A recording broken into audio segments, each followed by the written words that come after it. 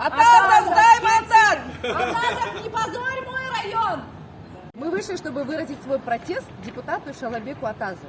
В первую очередь, я здесь как житель Свердловского района, и мне очень не нравится, когда каждый раз Атазов высказывает какие-то дурацкие идеи, абсолютно ущемляющие права разных групп, не только женщин, но и вообще всех. И мне не нравится, что каждый раз его связывают с моим районом. Я не хочу, чтобы он портил репутацию и имидж моего района, который я очень люблю. Я за него не голосовала, поэтому пусть даст мандат и идет в свой район. И меня, возможно, этот закон не коснулся бы, если бы он даже прошел бы дальше, да?